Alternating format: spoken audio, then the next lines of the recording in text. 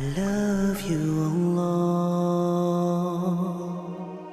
One of the most important secret ingredients that you and I need to be able to ask Allah successfully whatever we want. And we all have things we want. And those are secrets between us and Allah.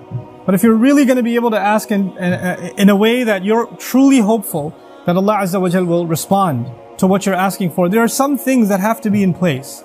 And one of the most important things that the Quran keeps highlighting that has to be in place is that you and I have to ask Allah to forgive us first.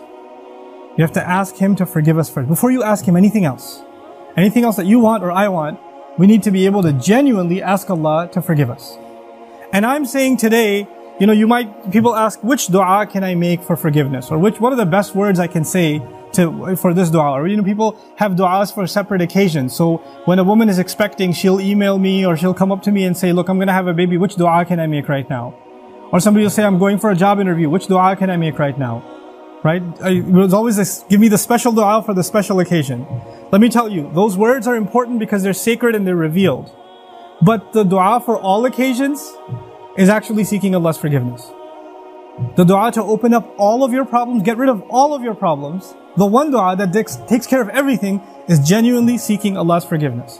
Nuh alayhi salam invites his people, for over 9 centuries. He's doing constant da'wah to them. And at the end of that career, he looks back and he summarizes the message that he was trying to give them. Of course, he didn't have one speech with them. He didn't talk to them once or twice. Laylan wa nahara, da'awtu qawmi laylan wa nahara. Night and day. He didn't even take nights off. He's constantly inviting them. And in a surah dedicated to his name, Surah Nuh, the surah of Nuh alayhi salam, he himself summarizes the entire message he was giving his people this whole time. What is it that I want from you? إِنِّي كُلَّمَا دَعَوْتُهُمْ لِتَغْفِرَ لَهُمْ. Every time I was inviting them, I was only inviting them, calling them to this faith, so you could forgive them, Ya Rabb. So you could forgive them. And then literally he says, here's how I invited them. This is what I exactly said to them over and over and over again. قُلْت, I said, استغفروا ربكم. Seek forgiveness of your master. إِنَّهُ كَانَ غَفَّارًا. Certainly Allah is someone who keeps on forgiving and keeps on forgiving and keeps on forgiving. And He does it repeatedly. But what He says after that is so remarkable. He said, you people, and I need you to understand who He's talking to. He's talking to one of the worst nations in history. Nuh alayhi salam is described as one of the worst nations of all the nations. Places like Surah Al-Qamar, where Allah describes different nations, or even Surah Al-Dhariyat, Allah describes different nations of the past that rebelled against Allah, that rebelled against the prophets and were destroyed. When He gets to Nuh alayhi salam's nation, what does He say? وَقَوْمَ نُوحٍ مِّن قَبْلِ إِنَّهُمْ كَانُوا هُمْ أَظْلَمَ وَأَطْغَى. The nation of Nuh from much before, they certainly were more wrongdoing and more rebellious than everyone else. Like He has the worst condemnation of the people of Nuh. It makes sense. They had a messenger not for one generation like every other prophet. They had a prophet 3 generations, 4 generations every century. Every 2 decades there's a new generation of kids that have grown up. And he's seen that century after century after century after century. He's seen 40, 50 generations of people. And they've all rejected Him.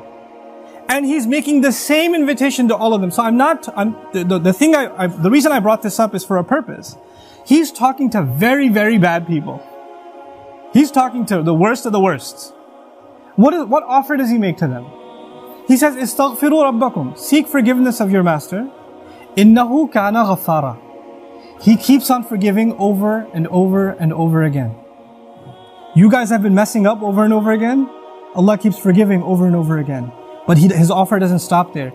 He says, يُرْسِلِ السَّمَاءَ عَلَيْكُمْ مِدْرَارًا. يُرْسِلِ. It's actually Jawab al-Amr here. What that means is, if you seek His forgiveness, then Allah will open up the sky for you and it'll start pouring on you. Now that could be a reference to rain. And ironically, it's not a reference that you will get flooded. They did get flooded, right? They did get flooded, but Allah is talking about a different kind of rain now. If you seek forgiveness, that same rain that destroyed them will be the rain that brings them life. They didn't pray for rain. They didn't ask for rain. And Allah just asked them to make dua to be forgiven. But if you ask dua to be forgiven, the sky will open up and start pouring. Now Allah did not say water will pour. Allah did not say water will pour. He said the sky will pour. Because the sky has a lot more than water. The sky has forgiveness that comes from the sky. The sky has peace, tranquility, faith, your provision, the solution to your problems. They come from the sky. He will open the floodgates, and everything held from the treasures of Allah that you haven't been getting because you haven't been seeking forgiveness is going to open up. Just ask for forgiveness. You're asking to solve problem A, problem B, problem C. There are problems you don't even know you have. Allah knows that you have them. If you and I just became genuine people of seeking forgiveness, then those problems would start getting solved by divine intervention. يُرْسِلِ السَّمَاءَ عَلَيْكُمْ مِدْرَارًا. And that's not even enough. You're asking forgiveness for who? Yourself. اسْتَغْفِرُوا رَبَّكُمْ is seek forgiveness for yourself. He says, وَيُمْدِدْكُمْ بِأَمْوَالٍ وَبَنِينَ, and He will extend you by giving you money and giving you children. He will further your good legacy with money and kids. It's not even money that will lead you away from Allah, because it's in the context of you seeking forgiveness.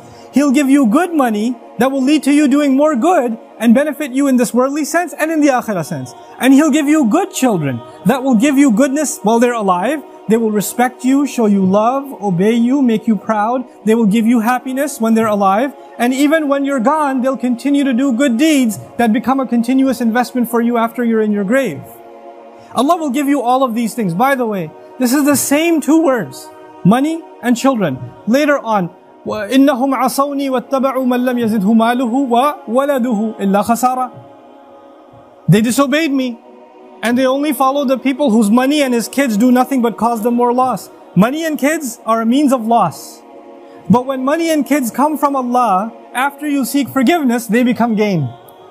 See, it's the same money and kids. It's the same money and kids. The only difference is, now they have the blessing of Allah's forgiveness on top of them. It's like they were contaminated until Allah purified them with His forgiveness. Istaghfiru rabbakum, and look, seek Allah's forgiveness. What doesn't open up? The sky opens up in ways you can't imagine.